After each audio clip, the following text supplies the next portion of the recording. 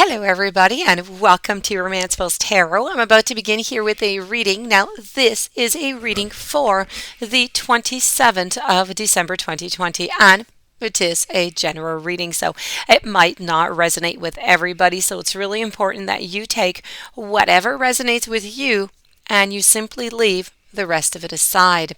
If you do have any questions, you would like to contact me, please feel free to do so. All of the information is right below into the YouTube description box. Also, if you do enjoy the channel and you have not yet subscribed, please do take a brief moment of your time to click the subscribe button to show your support to the channel and to myself, and it would be greatly appreciated, and I do thank you in advance. So that being said, we are going to get right to this reading. This is a warning from Spirit on your blind spot. It's a blind spot that you have that we're going to go a little bit further into knowledge here about. After the blind spot, I'm also going to deliver to you a message coming from one of your guides. So this is a channeled reading, and this reading here is destined to the sign of a Sagittarius. So let's begin. We're going to begin over here with the blind spots. And as for the blind spots, okay, and I'm going to place a guide card over here for at last at the end. Okay, we're going to be speaking here about control, and we're going to be speaking about some blame.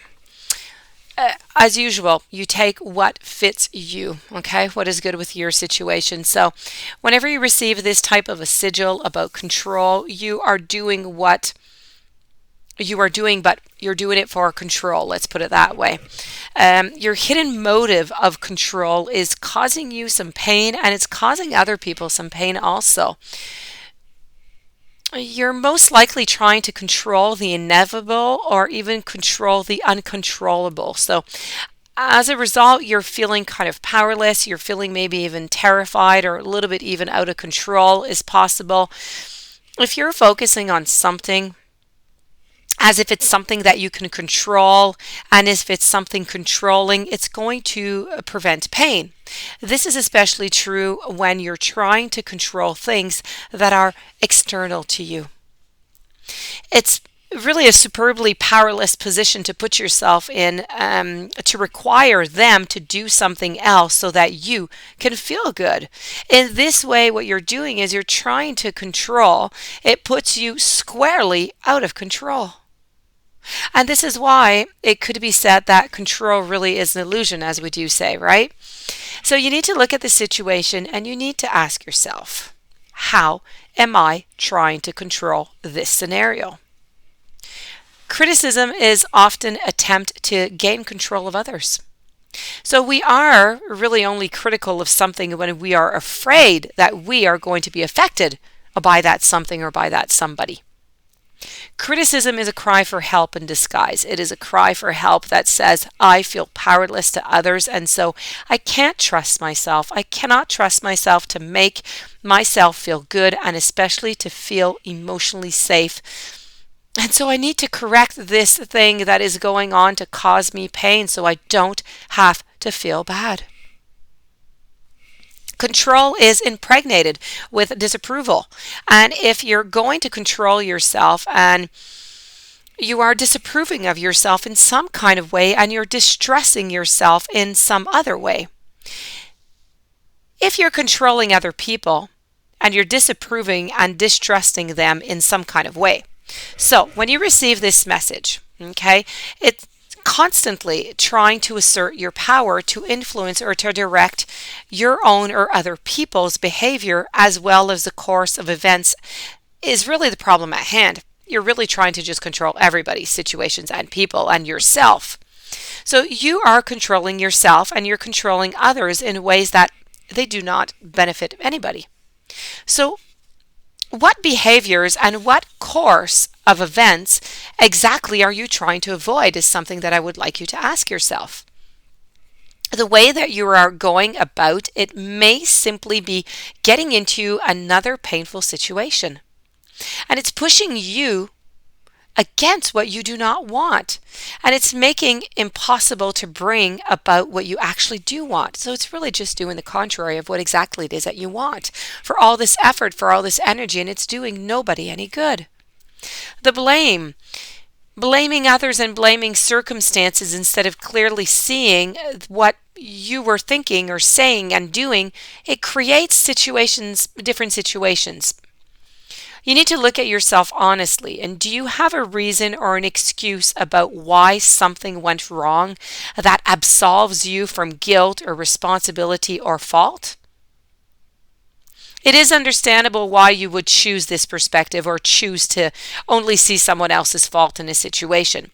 Seeing your own fault makes you feel terrible about yourself and desperate because it means that you might have been able to do something different that would have potentially prevented all of the negative situations that is at hand right now. Now, that is torture for most people to become aware of. But if you refuse to see the responsibility and even the fault in the situation, you're just not going to see what you could have done differently. And then this guarantees that you cannot make actual remedies to the situation. You are therefore endly to, end up exactly into the same situation over and over and over again until you see what went wrong and what you need to do but differently next time. So it's really important not to blame yourself. It's also important not to blame others.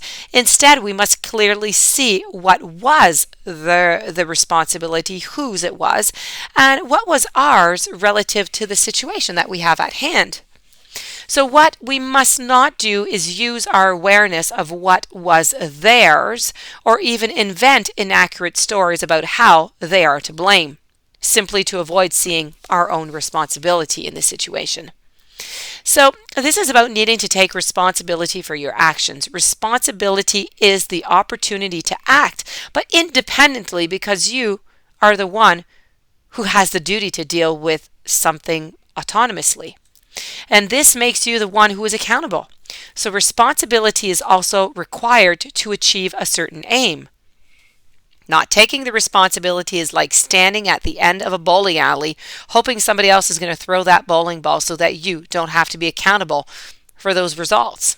So this is what we are doing when we're blaming others. We are putting ourselves into a position of powerlessness and telling ourselves that we could or can do anything about the situation that we're in. So responsibility comes with a certain kind of pressure, and now really is the time for you to accept and to take on this pressure for the sake of your own life and of your own relationships. Now moving on over to your guide. Follow the golden rule. The message of this from your guide is that the cornerstone for anyone choosing to live a mindful life. Anytime it appears in your spread, you are going to know that a situation is occurring or about to occur in which you need to treat others as you would like to be treated. Putting yourself in someone else's shoes and imagining what advice or help you would like if you were that person in that moment. From a karmic standpoint, you can never go wrong by following that golden rule. And how you treat others can be labeled as right or wrong, but as long as your intention was to do as you would like to be treated, then there is no culpability on your part. You came in with an honest and a sincere intention, based on the things that you know best, which is yourself. So guessing or assuming what actions to take can often lead to misunderstandings. You must always think to yourself, if you were that person, what would you like to hear? That being said, this does conclude this reading. I do hope that you enjoyed it. I do hope that you're going to try to apply the blind spots and modify them along your path. If you do have any questions, you would like to have your own reading, please contact me. My information is right below. If you have not yet subscribed, please do subscribe to the channel. Have yourself a beautiful day. Many blessings. Thank you for listening, and I will see you tomorrow with new messages.